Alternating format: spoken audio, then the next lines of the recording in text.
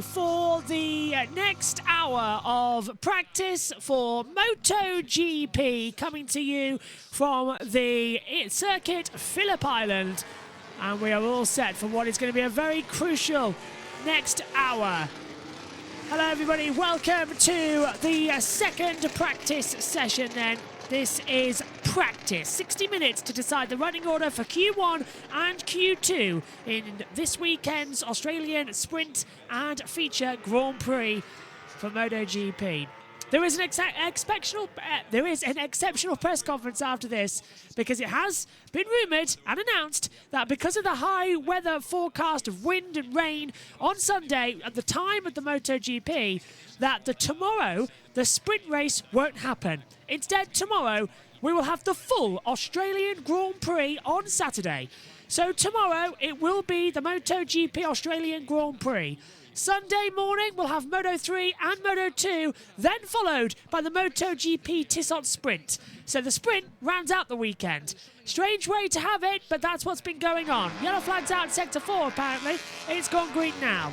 So everyone's out there on the track, knowing that this is going to be a very important session to get through into Q2, because you won't have the sprint race to capitalise on anything else from qualifying. So this is going to be a very crucial hour. Let's check in with TNT Sports. Jumped on and been podiums and winning, but in general, it's been a solid rookie season.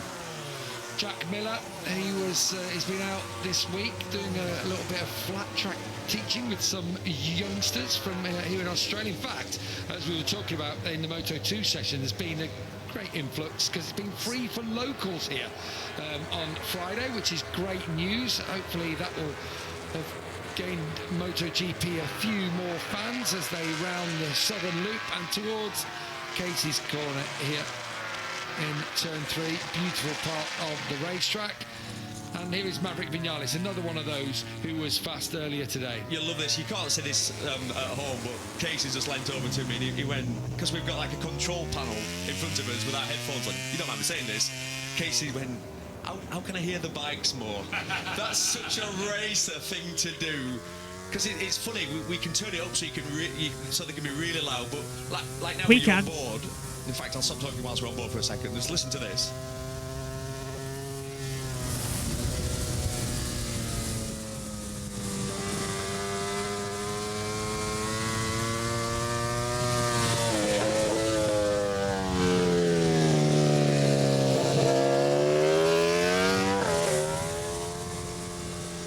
This is Maverick Vinales.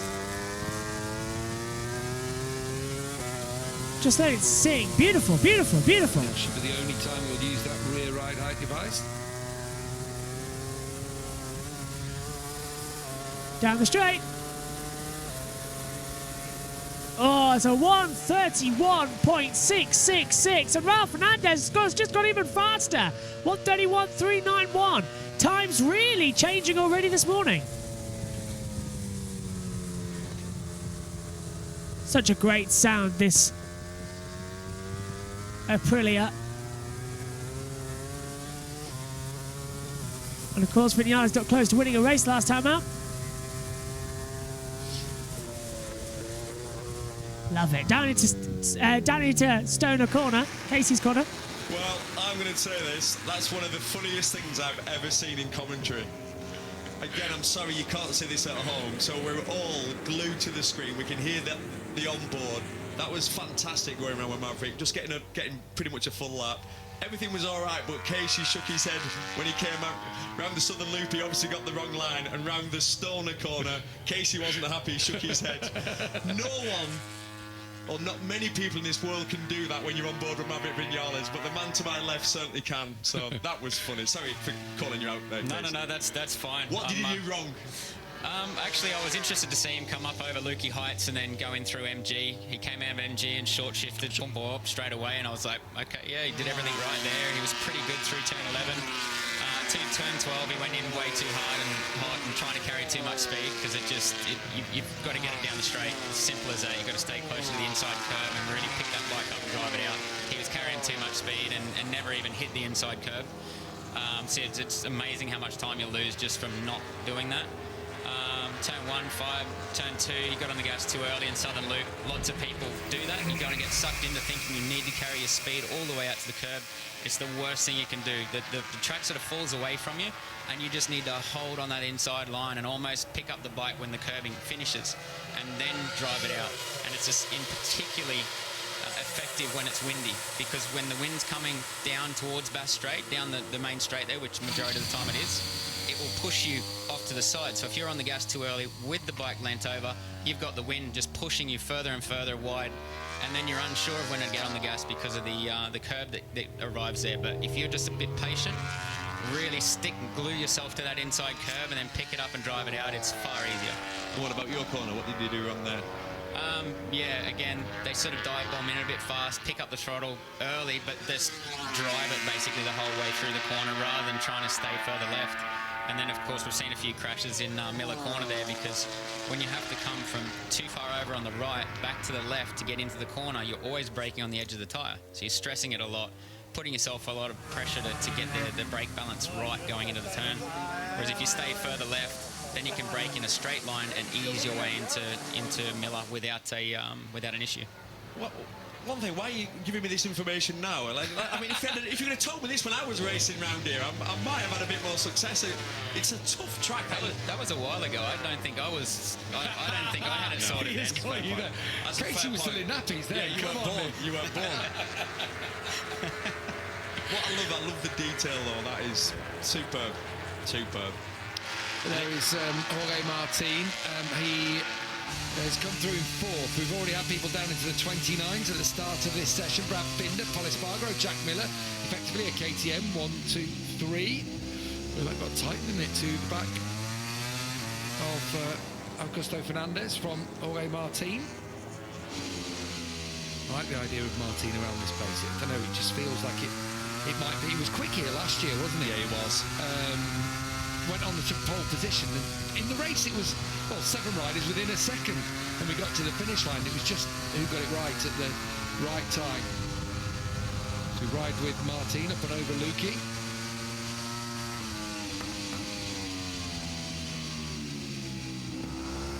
Here's the short shift. Or not? Strange. Just stayed in second gear. Nice and patient there. Almost hit that inside curve, wait, and then drive it. That was better. Good line, much better. Same with this one. You just got to wait. Watch him now on the Ducati. In behind, they finished that corner off nicely. Just wonder if we'll get the... I thought he might get the slipstream from the big Augusto Fernandez in front of him, but not on this occasion. We saw it a lot last year, didn't we? The amount of chopping and changing positions. You know, I remember it was Fabio Quartararo was in there and he was getting past all the time. Yeah. That's a good line as well. What do you reckon? I want to know, Casey, your opinion. We were talking about the rivalries, everyone patting each other on the back. Oh, someone on the inside through Stoner Corner there, and then up towards Miller now. We were talking about the nicey in Parc Ferme, and I know, you know, there were times you enjoyed friendly rivalries with your rivals, but there were also some bitter ones. What do you think now as a spectator watching on about the needle, perhaps, or the lack of at the moment at the front in MotoGP? I think it's there. It's just it's under reveal. You just got to look for it. It's there. But at the same time, I understand everybody at home wants to see the nitty-gritties, and you know, some competitors like that, and they think that's how you get in people's mindset. But in my opinion, all you do by trying to get in someone's head and doing it in the wrong way, you're just making them stronger. So everyone that's ever done it to me, you learn from everything they do, the reason they do everything. It uncovers a lot of their weaknesses. You can tell when they're trying to compensate for certain things and you know, intimidate you in certain ways. But as long as you learn from it all, it just makes you stronger to the point where then they cannot intimidate you anymore. So if you're out there racing with a mate and you're friends with them, they're not going to go quite as hard on you. They're not going to send it up the inside and do that. So it's a bit like the motocross and supercross boys. They all love, you know, trying to half take each other out and all the rest of it, and they get a bit of beef going. But if you show your rivals respect, they're not going to send it up quite as hard, are you? So when it comes down to a championship, and that's what it's all about, do you really want a rival that's going to try and clean you out, or do you want to go, hey, let's get this job done, I suppose, on merit. So I think there's a lot of respect between the riders at the moment because they all know they're struggling with the same things. And, game sort of, I suppose, reacts to other game. It's just, they're respecting each other and what they're able to do at the moment. Yeah, essentially saying don't poke the bear. Yeah. Really, that's it. And it's, for anyone who's into Supercross, there's a rider called Justin Barsha who basically was always incredibly aggressive, and he's taken out so many people. Bam Bam is his nickname, but he gets taken out loads because you always get paid back at some point with interest. So probably the rider who's been taken out the most is the rider who's taken the most riders out as well. It's between him and Anderson, I think at the moment it's those two. But at the same time, they've struggled with success. They've struggled to string a full season together because they get enough riders. They go, hang on, I'm gonna return the favour. So if they're ever in a championship fight, you think about it. You think they're racing with someone else, they're just going to let them past? They're going to go, no, all those years of you cleaning me out, you ruined my championship. Exactly. I'm just going to repay the favour. So why would you risk all of that by making enemies that could literally clean you out at any moment? It's a fair point. Looking at those flags on top of the pit building, definitely a change in wind direction. Looks like it might actually be coming from the east a little bit more now than it was earlier. It was definitely a northwest northerly wind that was coming down. That's usually the warmer wind, and it just seems to be changing direction as Jorge Martin comes back in. Brad Binder had a really good sequence of laps, all in the 29s there at the start of the session. He means business this weekend. Brad Binder's usually not slow to get to the to find his limit. When he's on it straight away, that's when you know that Binder's in the ballpark, that he's up for this one this weekend. I was in the garage with him before the session, so... You give him some tips? Not really. I basically just said get the bike upright and going rather than corner speed. Here's one. I missed your commentary this morning, and we'll have different viewers because of the time back in the UK. I'm intrigued to know your thoughts on Marquez's move, obviously out of the factory on the team onto the satellite Gresini Ducati. Yeah, I mean, it's not surprising to any of us. At the same time, it is. So the reason it is surprising is because he was still under contract. I'm surprised that Honda allowed him to go. I'm surprised he didn't wait to give him that last chance. But at the same time, he's given them enough chances. He also obviously knows more than the rest of us do about how much Honda are willing to put into the whole program and what they're willing to do to get back on track and make things a little easier for him to run up the front. And I think that's where the decision came from, because no matter how good he is, no matter how much he's done, he's still, went through a horrific injury, a really tough time, and you're always going to have self-doubt. You're going to believe that you're good enough to do all this and run at the front, but he kind of needs to get on there and know what's going on. He needs to know what he's been racing with all these years in Ducati, and then he'll be able to know for himself what was great about his bike versus what wasn't.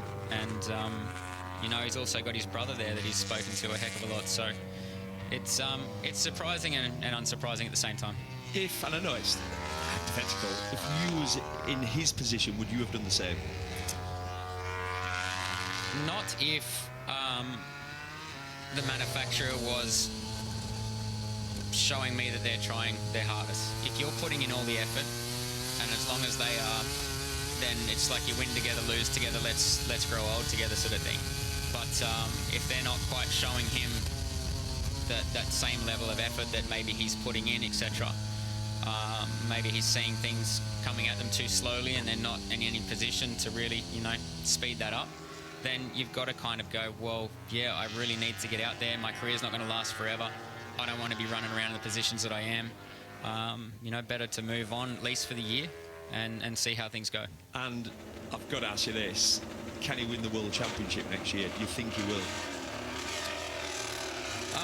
Championship, that's a difficult subject. I would say he's still the fastest rider on the grid, but maybe he's overstated what these Ducatis are in comparison, because we saw Rins win earlier in the year quite competitively and was doing great until he got injured. So we know the bike earlier in the year was fine, and then all of a sudden when that shining star kind of thing disappeared, then they all sort of started to struggle a bit. So it's very hard. I think without a doubt there's a chance, a very, very strong chance. But you've got somebody like Jorge Martin who's getting a lot more confidence in himself. You've got Pecco, who clearly knows what he's doing and how to win. You've got Bezzecchi, who's an incredible talent. You know, they've all had time on the Ducati. And, you know, he's not going to be on the latest bike. So unless they do make big improvements, it should be pretty close to it and plenty good enough to win. We're just going to have to wait and see. I'm not going to call this one way or the other. I'd like to probably think no. He probably needs a year and then he'd be into it. But you don't know with Mark. He can do things. If he's remotely in with a shout, never count him out. Just seen his brother Alex go up to 6th place in that run. Remember, he's only back from the broken ribs that he suffered back in Japan, and Alex does make it a full complement. We could well have a full complement of riders for the first time first time this season, because obviously Pol Espargaro was out straight away at the start of the year, and the whole field is covered by 1.4 seconds. In fact, down to Frankie Morbidelli in 20th of the 22 is a second. It just shows. It's ridiculous, isn't it? Yeah. Here's one, Casey. What was your fastest lap time ever around here? I can't remember if it was a mid 28 or a low 28. Unfortunately, I was gutted because they resurfaced it the year after I retired. I was like, are you kidding me? That's when when I was riding this thing. It was a rough track. The surface was all chewed out. You know, there was no way basically to go after a lap record because the track was that bad. And then they resurfaced it, and the lap times just instantly plummeted by a couple of seconds. So in fact, that was a bit gutting. The existing race lap record is from 2013, and it was Marc Marquez on that occasion, because it was a two-part race as well, and The tyres couldn't last. It was too much only grip. going to last exactly for 10 laps. He did 11, and of course, then got black flag because of it, or got disqualified. 28-1, and it still stands from 2013. I think I did a 28.6 in 2008, but it was with a qualifying tyre that could do 2-3 laps. But we could only get one lap out of it in Phillip Island. It was we were struggling. Right. What was it? A 20? 28.6. 28.6. Wow. Just where you can see at home, the fastest lap at the moment is a 29.3, which beggars belief when you think of how we've come on with everything, with all the aero, you can't race without it because it's so good. All these lowering devices, it's so good, we can't race without it. Although here, I would have expected faster lap times, to be honest. From what I've seen on all these other tracks like Jerez, the lap times are getting down to there now is like mind-blowing. But it's because they're not wheeling as much coming out of the corners, and it's such a short, sharp little track that half the time you're just struggling with wheel stand. So now they don't have to get that as much. I guarantee they can put the power to the ground. But here, with the wind and everything, I guess the wind's still playing effect because of the winglets is probably playing a bit more of a part, but not really much quicker than when I was last racing, and I expected them to be substantially faster here. And there is only one spot they do get that rear lower device to work, and that's through the final corner coming. Yeah, it really is. Just having a quick look at the timing screens. The top 10 after the opening 19 minutes. It's Brad Binder, 1:29.365, so the time's still coming down. Marco Bezzecchi, then it's Jack Miller, Pol Espargaro, Jorge Martin, Alex Marquez, Fabio Di Giannantonio, Augusto Fernandez, Aleix Espargaro, Johan Zarco cuts off the top 10. That's a 1:30.093. 10 thousandths off that pace time is Marc Marquez. Then it's Enea Bastianini, Bagnaia, Quartararo, Rins, Raul Fernandez, Nakagami, Viñales, Mia, Morbidelli, Oliveira and Luca Marini. So far, we're actually getting through, but look at this, again, from the World Championship leader, just like we saw 7 days ago in Indonesia, Pecco Bagnaia absolutely struggling to get a traction on, and with a hard front, medium compound rear tyre, he can only stay 13th, a 1:30.340. Marc Marquez, 10 thousandths off the pace of Zarco for the top 10. He's currently 2.5 tenths down. Now 6 tenths down in the third sector. A lot of problems happening. Right, he's down again. He's down again. Second crash of the weekend, and it is down at turn 10 once again for Marc Marquez. Just turned in, and the clutch foot peg got caught on the ground, it's skated round, and it's put a mark in the track. Second crash of the weekend for Marc Marquez, second crash of the day at turn 10. So that is going to be the bogey corner that you're going to have to watch out for him tomorrow in the qualifying and the Grand Prix. That's happening on Saturday, with the sprint race now happening on Sunday. Really dramatic stuff happening at the moment. Lap time cancelled for Jorge Martin as well. So he brakes, turns in, drops the front and just loses it. Yeah, the peg gets caught, foot gets caught, peg gets caught, and round goes the bike. Second crash for Marc Marquez. He had a couple of goals at trying. Nice bit of style. How he doesn't tear like his groin, or, you see his knee hooking in. Look, watch it. I dare say he struggles a lot more. It was bad. Now because of his right arm. That's the one he used to be able to bury into the ground and really pick himself up a little bit, but now he's not going to have that same strength. So when was the last time you rode a MotoGP bike? 2018, right at the beginning. Oh, okay. Would you be interested in riding one now? As in, Are you offering? What I'm saying, with your contacts, I'm sure that the PR, I can already see the PR, I can see you in your leathers. I don't think any one of them would want me on their bikes, because then I can talk to others. So I'm not got affiliation with any, so they're probably like, no, we don't want you anywhere near it. I'm sure Honda would. You've got affiliation with a lot of them, actually, in a way. I'm not sure Casey would want to put himself through to that. be honest, like, most people can't hear what I can hear. That's why I was listening before, watching on board, even especially Jorge Martin coming out of Siberia and up over there. It sounds like he's just part throttling it, but he's not. It's just, it's choking it basically with traction control and all the rest of it. So that's a point that's always difficult. You're always spinning all the way out of there until you get to H-shed sort of thing, and unfortunately, they're not controlling it. It's just literally dragging that whole way through, and you could tell Jorge had used set of tyres because he was picking all the right lines but didn't really get the benefits, so you could tell he didn't have a new set. Shake the head from Maverick there. Lost time in that last sector. He was faster than anyone in the third sector, so basically through the H-shed. It's only a couple of corners, sector 3 here. The goal back on his shoulder, which I love that camera.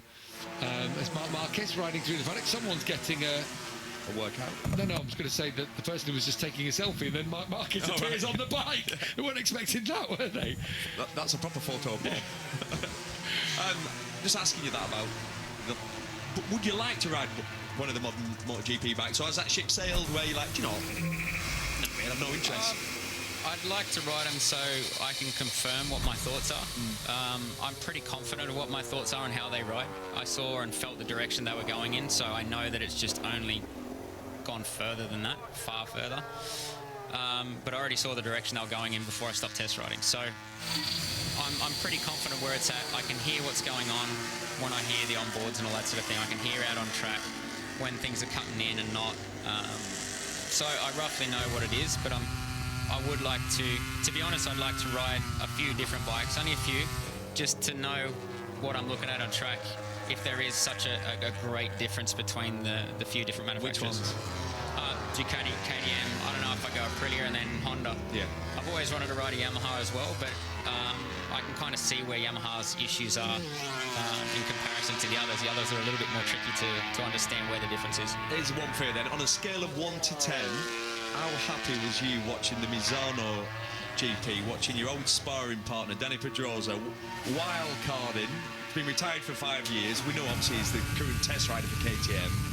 How pleased were you to see him scalp quite a few decent lads? I said even Jerez at the start of the year when he was, P1 in practice 1, and I just couldn't stop laughing. It was because the big thing is for years and years, even after I retired, and everybody starts talking inside the paddock, things have moved forward so far, you wouldn't even recognise it, you wouldn't know what to do with it. It's like, well, actually, I think they've gone to the point where they've gone so far forward that the riders aren't actually able to show their talents, etc.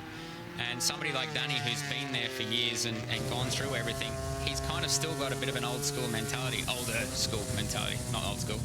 So he was able to sort of get the most out of that bike, especially towards the end of the race, find some grip where others weren't, and but he did a great job. I just thought he was being a bit too nice.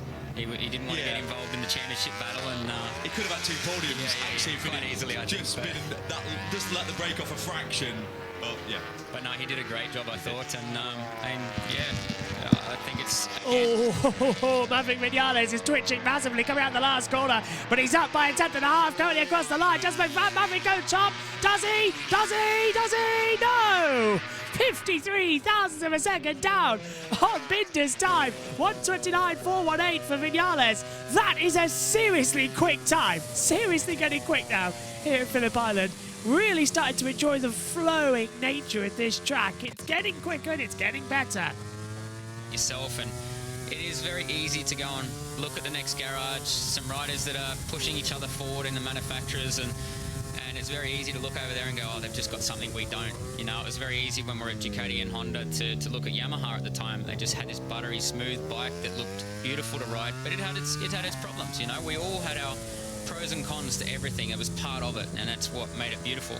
But you know, it's something in your mind you really need to start sometimes looking at yourself, take pride out of it, and go, okay, I can fix a lot in me without having to work on the bike. The riders sometimes get a little too often caught up in change the bike, it needs to suit me.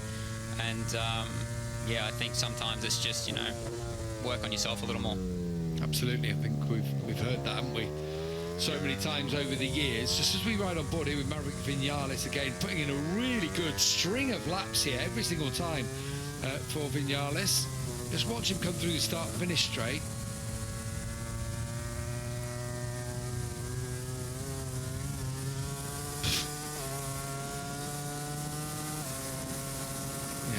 Again, loses time in that last sector. You could hear it though, actually. That was just the last corner. Yeah, he's going in too hard, too hot. You can't get the bike to turn, and then he's getting on the gas too early and just ploughing the front all the way out to the... You just got to be patient there. You got to wait for... There's a bank in the corner. You just got to wait for that banking mid-turn, and it will literally drag the bike in. It'll feel like you've almost got no RPM, and you just got to wait and just... and then just drive it out straight. You get very sucked into thinking, I need to keep this corner speed up, and it doesn't help you.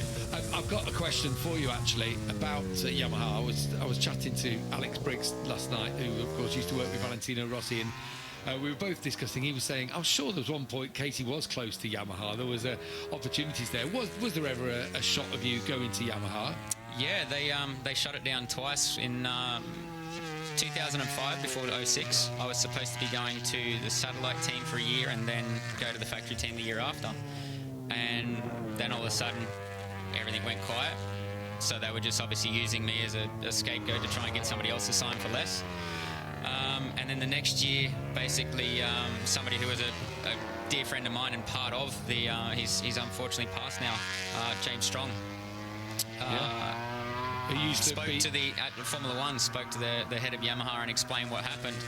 They offered me a contract again in 06 for 07, and again it went dead quiet, didn't it? So I ended up with absolutely nothing. Like we were lost. We had no ride whatsoever, and that's when Ducati approached us, and we knew that we were just a fill-in because they tried to get Marco Melandri, and he wasn't coming until 2008 because he was contracted. I'm a fill-in rider. They literally had no plans on keeping me. So they can pretend like it was all this, you know, big, beautiful thing. Like I was literally just a gap year rider. Well, I remember it at the time as well, because it was after Sete, wasn't it? And so Sete had his shoulder injuries and all these kinds of things. I was just the fill-in. Marco was coming in. That was going to be their dream Italian team. And then I won the championship. So, but to be honest, like Yamaha gave me my motivation. That whole deal, all I wanted to do at the start of the year was get a few podiums and sort of show them, you know, make them sort of, you know, a little bit sorry that they didn't choose me. And instead, I, you know, won 3 of the first 4 or 5 races, and then we went on to win the championship. So that couldn't have been any more of a dream. It was unreal. Love that.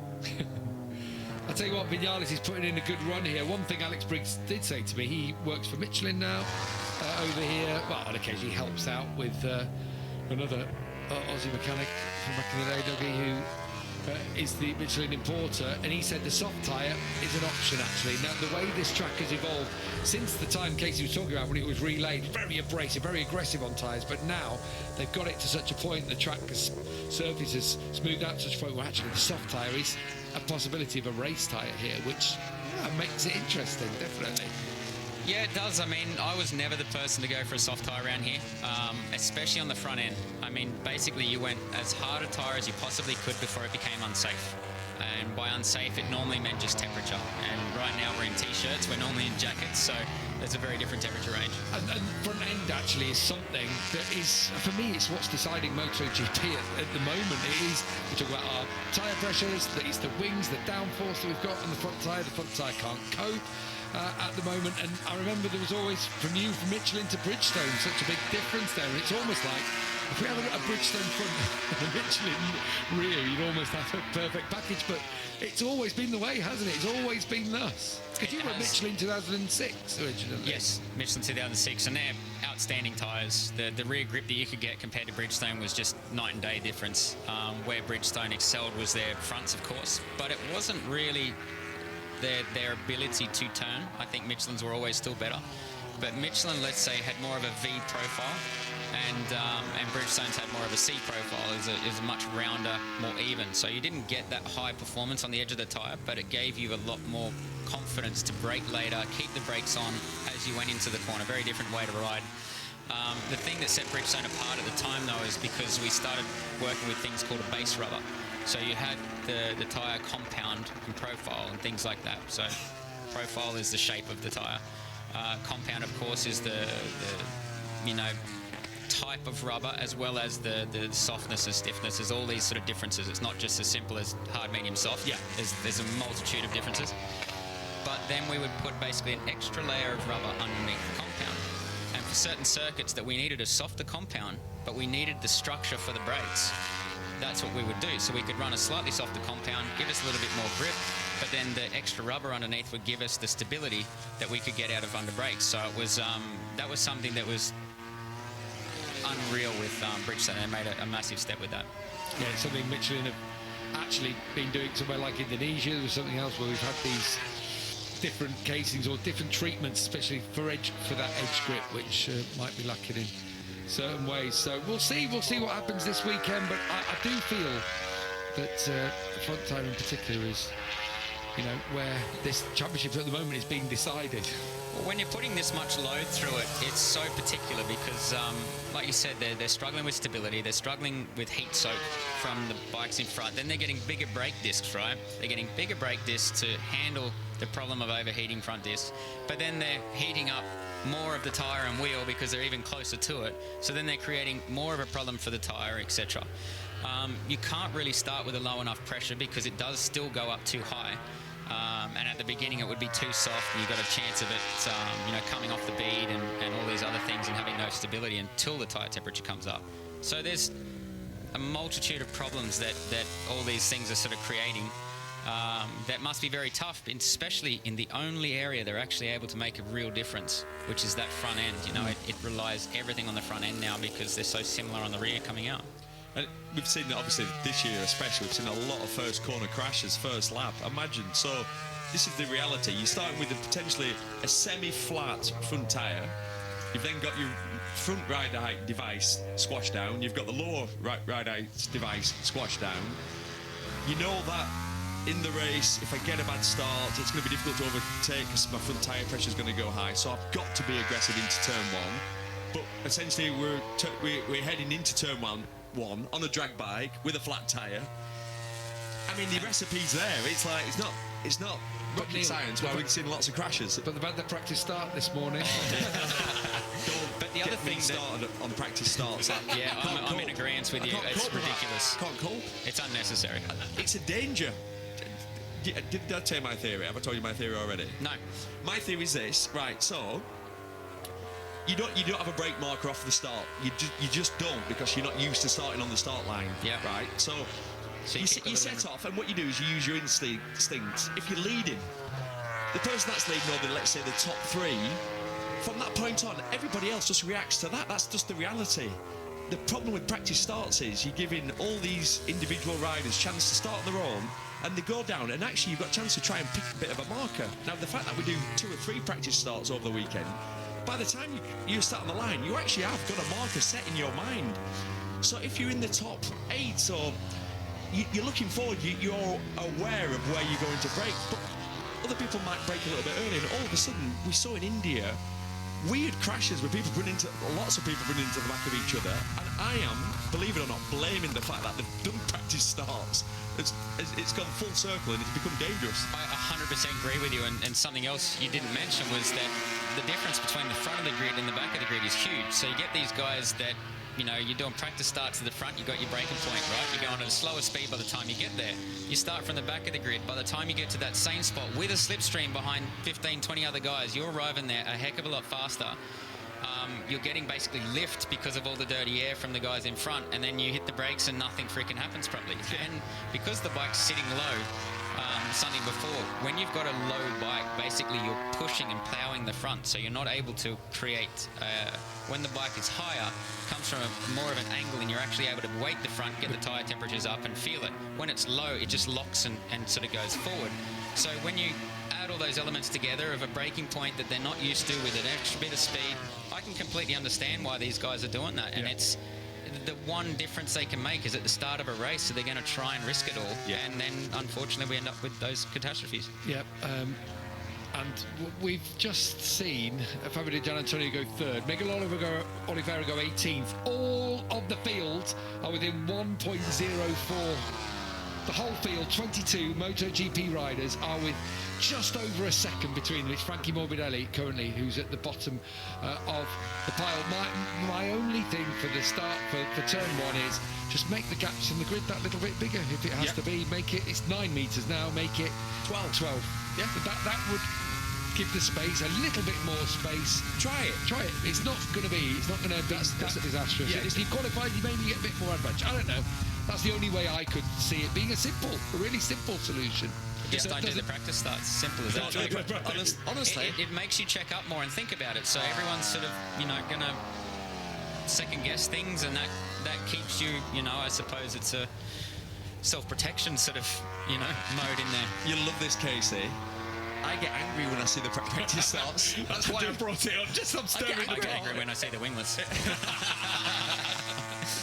Well, we're not going to be angry at this because this looks like a stunning lap from Fabio Di Giannantonio. I'm loving this. I don't know what we call. Yeah, and he's gone fastest. What a time. What a time. A 1:29.359. 6,000ths of a second faster than Brad Binder. We're not really into the final the final 10 minutes is when we really see everybody going out there, the best of the track conditions. It's why I don't think this practice session should be an hour long. I'm happy with both of them being 45 minutes, maybe even just 30 minutes for this session. It doesn't need to be as long. We're just sat around wasting our time for half of it. And he said it's just taken us this year to find what works for Fabio, and we feel we've actually found something now that even Ducati are saying, okay, what is it you've got here? The way Frankie explained it to me, you can understand this, it makes total sense. There's 8 Ducatis out there, and forget about Fabio, so the other 7 all have the exact same base setting, so they all ride the Ducati the exact same way. And it's just not worked for Fabio, so he's got to the point where he's lost his job. So Frankie, his crew chief, it's changed the bike radically. He said, we are so far away. And from that moment, it's given Fabio the feeling he needs, which that's all a rider needs. You keep complaining, I need this, I need this, I need this. He's actually finally been able to give him that. But up to that point, I can understand why everybody else, all the team, the crew chief, the Ducati itself, they'd be saying, no, Fabio, you need to ride the bike like that. It's been designed, it's been built, you've got to ride it a certain way. But how interestingly now, he's turned it 180 degrees, and he's... How drastic has it changed? It's gone from being literally P nowhere to... Inside the top 10 every single time. He's been top 10 in the last 5 of the last 6 races, including sprints, that is. So it sounds like what you're saying is basically Formula 1. You've got to ride it, you've got to drive it like this, it's got to be done like this, and yeah, it's tough for those guys to make a difference. If he's not the last of the late breakers, you're going to struggle to be that guy and run up front with this type of bike. It's so funny you should say that. So Frankie said, obviously, the way Ducati work, I know you know Case, by the way, but they analyse everyone's data and they analyse all the performance, corner speed at the last corner, top speed down the straight, braking performance, and Fabio was always the worst on braking performance. He's now the best. There you go. So that's exactly where it was. It's hard when you get to teams and engineers and things like this that have been there with experience and believe they know absolutely everything, and there's only their way to do it, and there's no other Sorry, way. Zarco's gone top. It happened so many times throughout my career where I almost wanted to quit, you know, early on because I had a really bad engineer that just made me lose all my confidence in what I knew, I suppose. I guess I knew nothing because he knew everything. And then you get with someone that really tries to get the most out of you and pull all this information, and it helps you understand why you do certain things. So at the moment then, the top 10 sees Zarco, Di Gianantonio, Brad Binder, Vinales, Quartararo, Bezzecchi, Miller, Polispargro, Hoy, Martin and Alex Marquez going through. They are all in the 129, separated by 0.553. After that, everybody is on the 1 minute 30s. Literally on the 130s. Augusto Fernandez 11th, Aleix Espargaro 12th, Raul Fernandez 13th, Marc Marquez 14th, and Aya Bashin is 15th. Pecco Bagnaia is 16th, Alex Rins 17th, Miguel Oliveira 18th, Luca Marini 19th, Nakagami is 20th, Mia 21st, and Franco Morbidelli 22nd.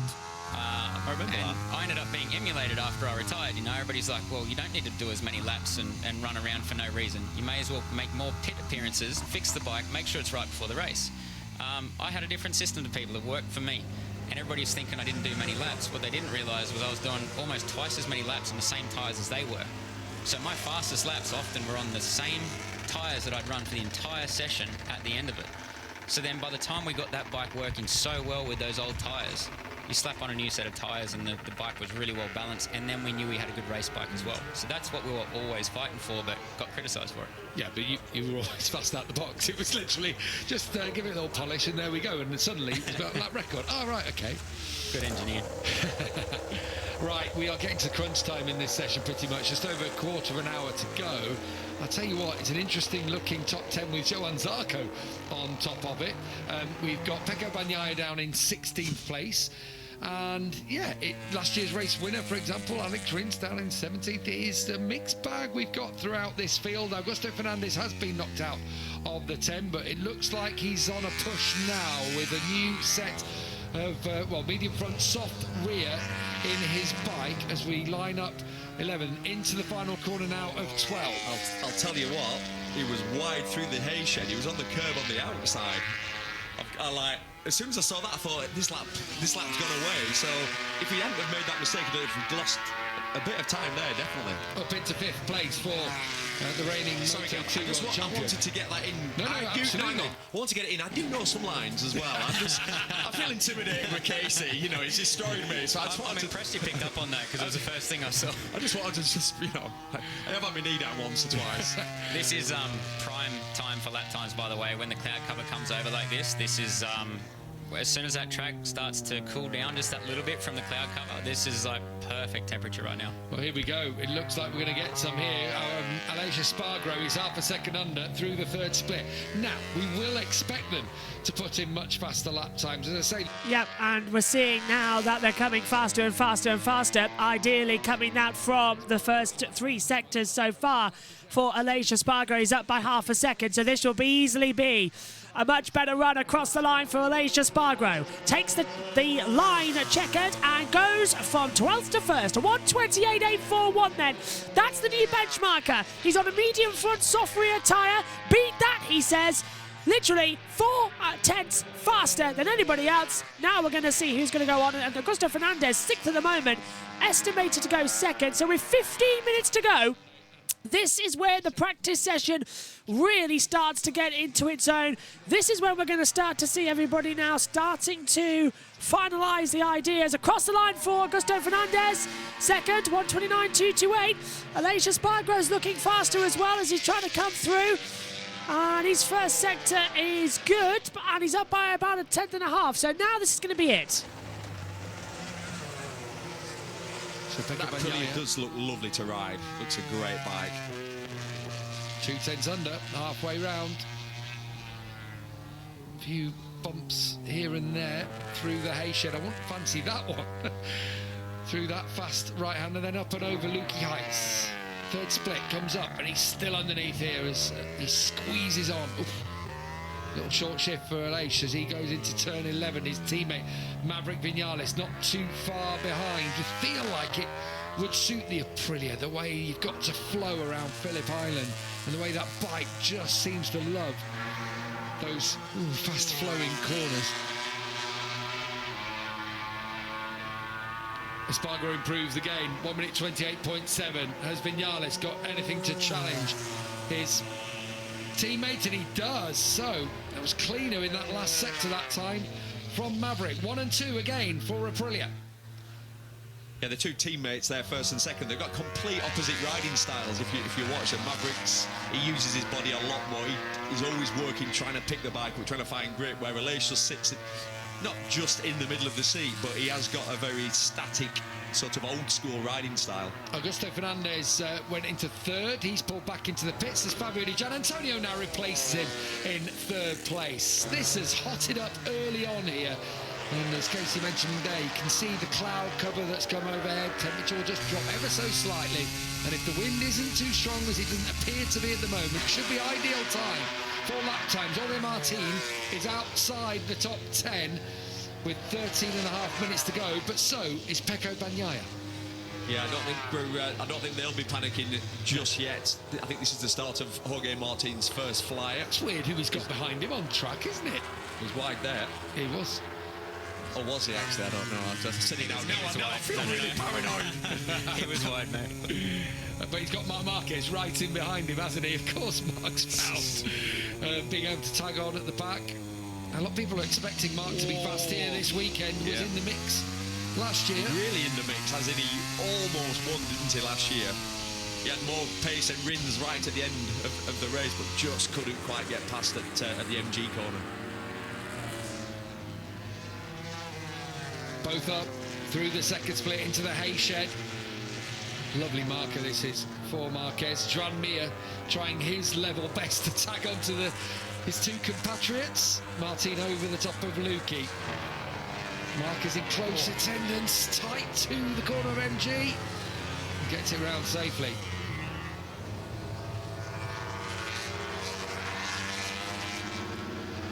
Into the final corner now.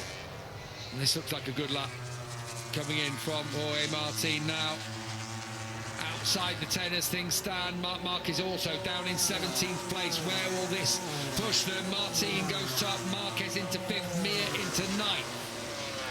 Quartararo quickly comes through behind to replace Mir for 9th as Johan Zarco fights back, and it's a 1 and 2 for Pramac now. Bagnaia still 19th fastest. He can't seem to get anything from this session as well. He's really struggling out there. Binder now down there. Prima Pramac 1-2. Martin needs to have a good weekend, and with Bagnaia out of it again, it shakes up the championship once more. Across the line comes Binder. He goes third, 1:28.552. Martin is a 10th.5 up in that first sector time and looking strong. Bagnaia is a 10th down on Martin's time. So Martin... let's see, Martin, Zarco, well, actually the top 7, including Marc Marquez, they are inside the 128s. Everybody else down then with the 129s and some still in the 1 minute 30s. Martin looking strong. Bagnaia, he loses so much time in that second sector from going down like, it's about 2 tenths the first sector. He's 6 tenths down. In that second and third sector, he's losing so much time. Up through Luki Heights, down to turn 10, 6 tenths down. This is a really poor performing from Bagnaia again. Martin abandons his lap time. Bagnaia is estimated to only go P12. That's just ahead of the Mooney VR46 bike of Marco Bezzecchi as he comes out of the last corner, keeps it steady, boots it hard out of the last corner, up towards the line for Pecco Bagnaia. Is he anywhere near the top 10 on that lap time? 10th exactly with a 1:29.242. Very interesting times here at Phillip Island, and more to come in the next 10 minutes. When everything was good, conditions were good, and you got to just send it and have an incredible amount of rear grip. That was some of the most fun you can have on a bike. Pecco Bagnaia put himself inside the top 10 with that lap in 10th place, 0.943 down on his rival Jorge Martin. I'll just quickly remind people at home, 18 points separate Bagnaia from Martin. Martin cannot take the lead of the championship in the sprint like he did in Indonesia. He did quip. It was the shortest ever championship lead in MotoGP, only 24 hours, which is absolutely right, because obviously he's never changed before from a Saturday to a Sunday. On board with Pecco. Down to MG.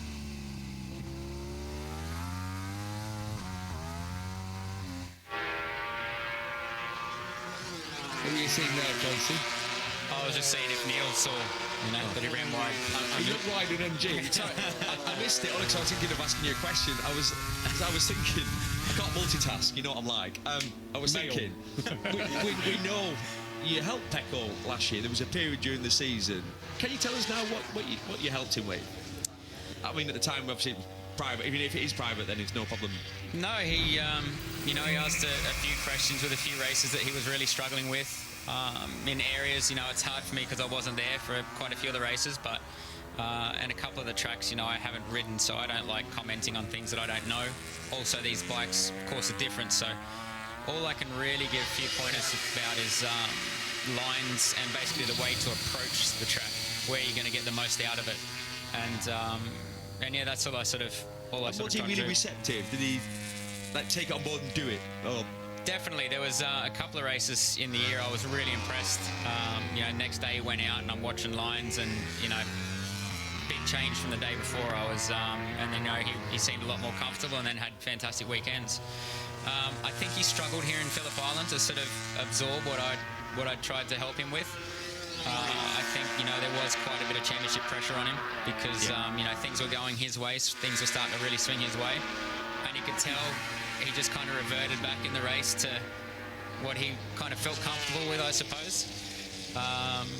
Because as you know, I'm asking for a lot of patience on this track.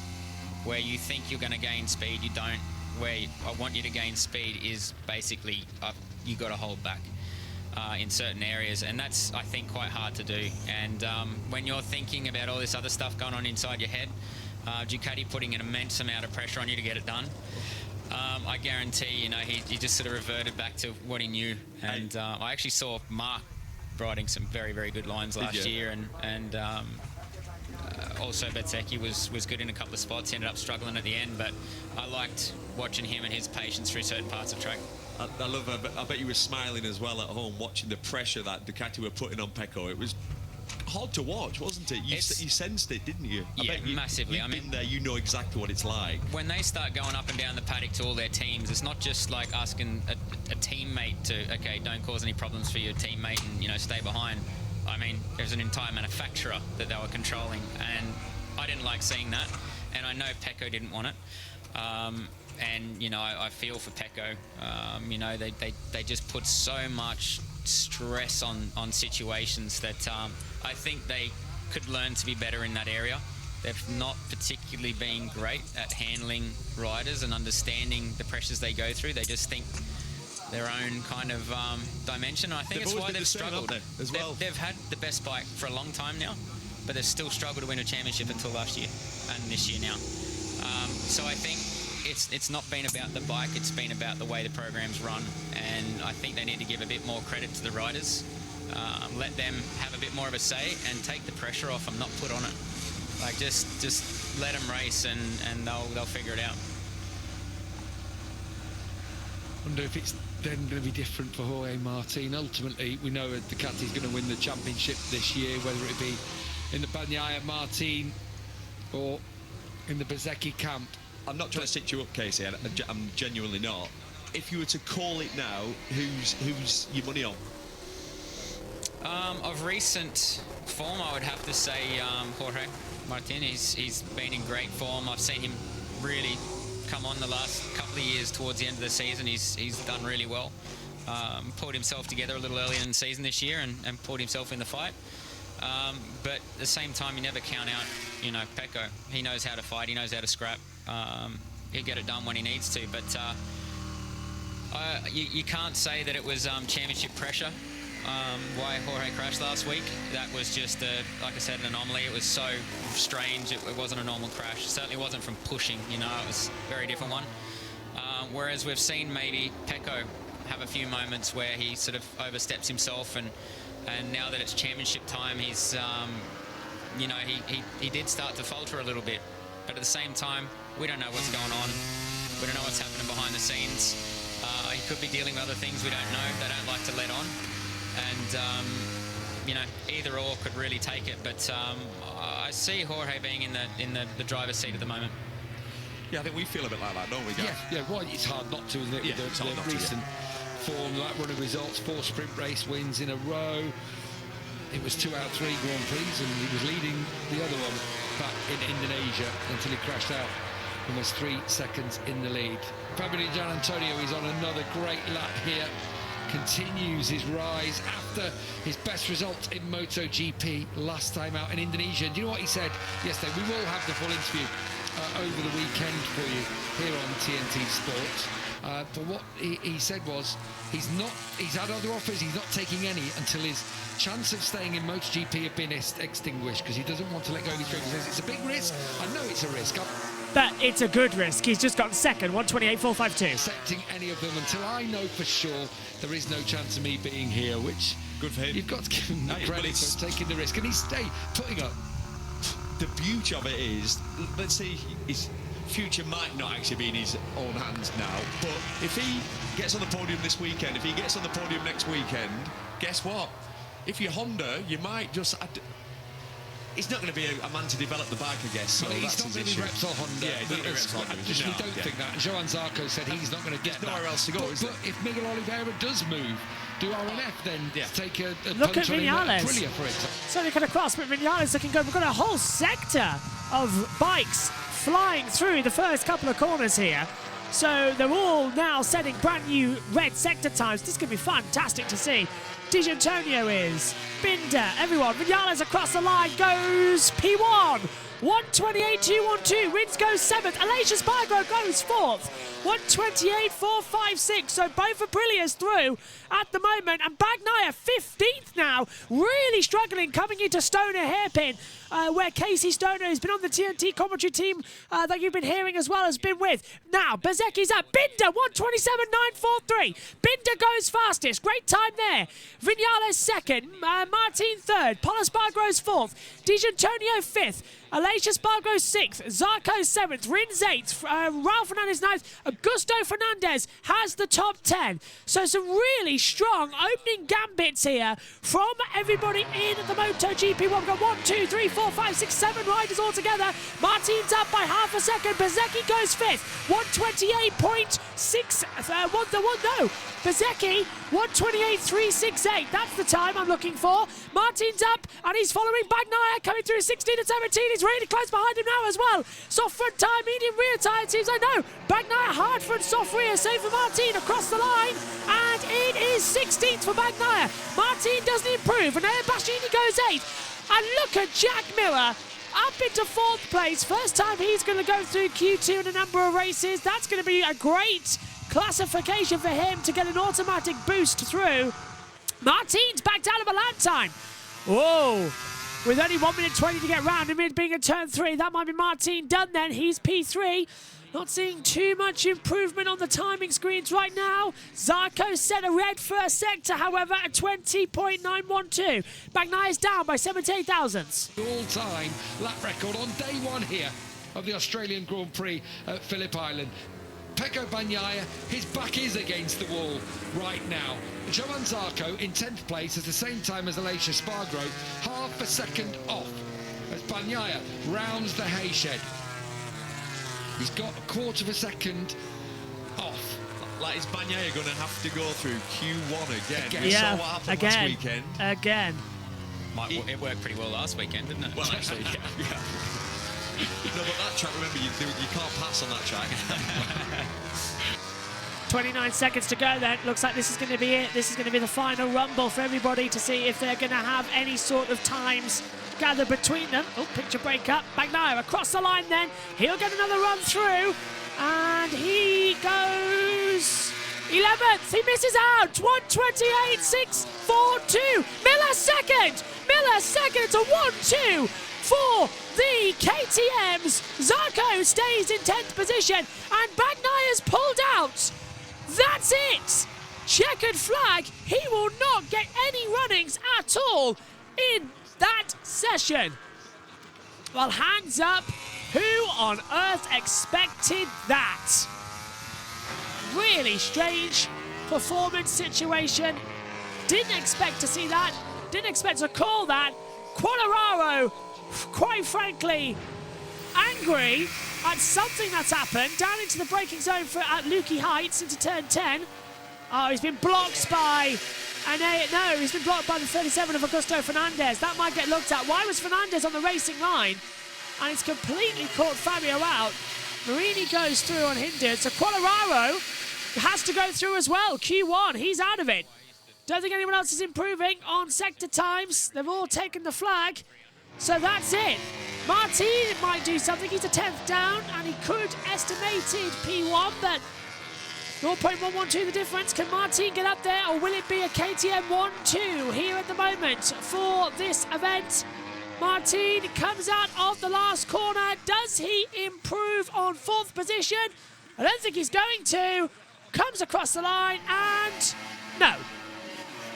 Incident involving Quartararo and Fernandez is currently under investigation. So there was something that they want to have a look at that they weren't happy with. Yeah, Fernandez blocking the racing line might just do it, unfortunately. And that's the game. Everybody's taken the checkered flag. So we have our top 10 confirmed for qualifying number 2 already sorted, and here it is. Brad Binder, followed by Jack Miller, and then go in as well with Maverick Vinales, Jorge Martin, Pol Espargaro, Marco Bezzecchi, Fabio Di Gianantonio, Enea Bassini, Alex Espargaro, and Johan Zarco takes the top 10. And then Bagnaia 11th, has to go through Q1 again. Alex Rins 12th. Augusto Fernandez is 13th. Raul Fernandez 14th.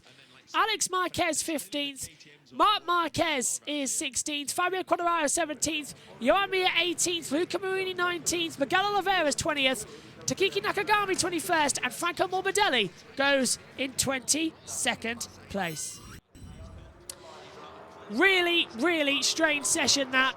Once again, not seeing what's going to happen. Brad Binder top. Miller second. Maverick Vinales third. So a reminder to you, live coverage will be on Twitch and on YouTube on Saturday for practice 2 and qualifying for MotoGP. Later on in the afternoon, we will have the Australian Grand Prix live. And then Sunday, Moto3 and Moto2 live, as well as the warm-up session for MotoGP.